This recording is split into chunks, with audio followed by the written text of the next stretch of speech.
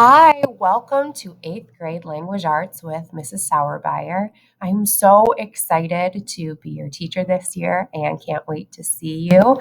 I know those of you at home, I maybe won't see you at all this year, but hopefully I will see your faces in some way or another. You guys made it. You're the oldest in the building. This is your last year at the middle school. Now, I know that comes with a lot of responsibility and a lot of pride, but I know it's going to be a great year and you're going to make the best of it. I wanted to first start off with telling you a little bit about my room and giving you a little bit of a tour. So come along with me. So when you walk in the room, you will see lots and lots of books. You've got a whole bunch of books over here to choose from. Obviously, as a language arts teacher, I'm super into reading and will get you guys to be into reading as well. You have your own little student station if you need any types of supplies that will be sanitized regularly, of course. Then when you come over here, you've got lots of spots to work. You've got the board where you're going to see information, lots of different types of instruction, what our class focus is this year, some cute little former projects that my students have done. Again, more books, different types of sayings to keep you motivated this year. And you'll see there's a table over here where we'll do some work together, and my desk, of course. Just wanted you to have a little bit of a feel for what we are working with here in my room.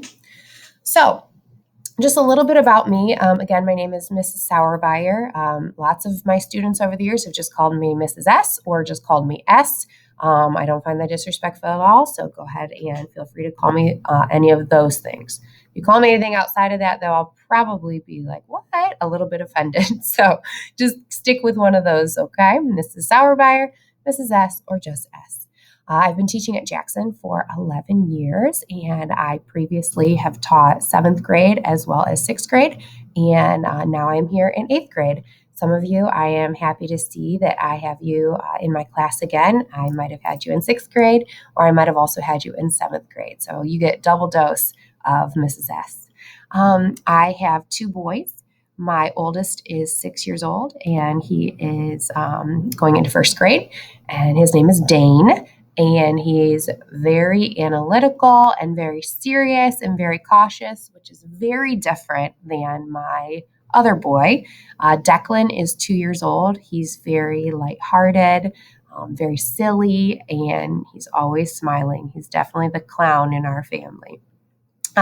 We live in Norton, which is near Wadsworth, so we're about 25 minutes north of Jackson, and we live kind of in the country. We used to live in Greene in this big, huge, beautiful house, but it got too much to keep up with, so we changed our lifestyle and we downsized a lot.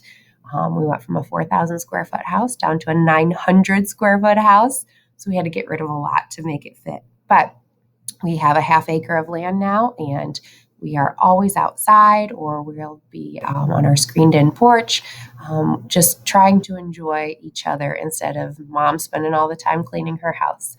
So that's been a bit of an adjustment for us, but we're really enjoying it. We're having a good time. So on to a little bit more about my teaching philosophy. I wanted to let you know that I think teaching is very personal for me. What that means is that I don't just think it's my job to assign you assignments and grade them, give you a grade and then move on. To me, I want to make teaching language arts for you very personal. So to me, it's important to make your learning relevant. I want it to matter to you. And so you will notice throughout this school year, I will spend a lot of time asking for your feedback, giving you opportunities to choose what we discuss or what we do with certain projects. Ultimately, I will make the curriculum and as well as the 8th grade teachers, but I will give you some choice. I want things to matter to you. That might mean that you'll get to do a project in a certain way, or you'll be able to produce a certain project. Maybe you'll want to do a podcast instead of choosing to write an essay or something along those lines, opportunities for you to get your hands on, do some hands-on type learning. I want it to matter to you. So please know that I always consider relevance to be very important in my teaching and in the decisions that I make. That being said, with language arts, a lot of times I know you might think, oh, I read and I maybe take quizzes and I write essays, and that's all that language arts is about. I understand why you would think that. I do. I would probably think that too if I were in your shoes. But what I can tell you is this: with 8th grade language arts, my goal is to have you focus on how to be a better communicator. Now, those of you who had me at 7th grade, you've heard a little bit of this before, but it's just the same types of things. We're just becoming a little bit better at communication. I understand that when you communicate, oftentimes you don't mean the things that you say or the way things came across and how you said it, or whoever you were talking to, their reaction. You might not have anticipated it because you didn't mean what you said the way that you said it, whether it was you wrote it a certain way or whatever. But words are extremely important, and words matter because they get a reaction from other people, and you're in charge of deciding how other people are going to react to what you say. So you need to choose your words very carefully, and you need to choose the way that you deliver them very carefully. If mom is at home making dinner and she's had a tough day and she's really stressed out, you're going to make the choice not to talk to her about something else that's stressful during that time. You are going to choose to speak to her at a different time. That is communicating with intention. You're careful about when you talk about something and how you talk about it. So I want to draw your attention to that this year by being very aware of what you're communicating, how you're communicating it, and why you're communicating it in that way. I refer to it as the big three. Just a quick example about that. As I was driving to work today, I saw a sign. They were advertising that roses were $12 and carnations cost $10. So I had to think, what was their point? Well, they want me to come in and buy their flowers. How did they make it? They compared the differences between the cost of roses and the cost of the carnations.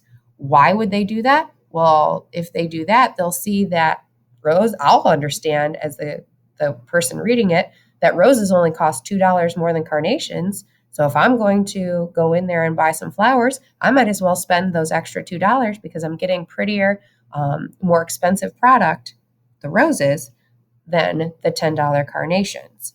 And so they're making money, and I'm getting what I want too by getting the different, better quality product than the carnations. So see, what was their point? Get me in there, make some money. How did they do it? Compared the two prices of the two different flowers. Why did they do it? To get me to buy the more expensive product so that way they make more money because it's not much more than the carnations. Just a small little example. That's the type of stuff that we're going to be looking at this year. But we're going to be reading authors. We're going to be looking at the best communicators who have written stories, who have written movies, who have written music. The people who are better at communicating than we are, we're going to study them and we're going to see how they communicate. And then we're going to use our communication. We're going to model ours based off of those experts. So that's a little bit about what life is going to be like here in 8th grade. Language arts this year, lots more to come, lots of different opportunities for us to figure things out virtually. It's new for all of us to do it virtually and to take lessons and discussions that could happen in class and move them to a virtual platform. It's going to be frustrating here and there. There's a lot of things for us to learn, but I know that we will figure it out. So I ask for your patience. I ask for your flexibility, and I promise you, I will do the exact same with you. You give me those things, I'll be happy to give them right back to you.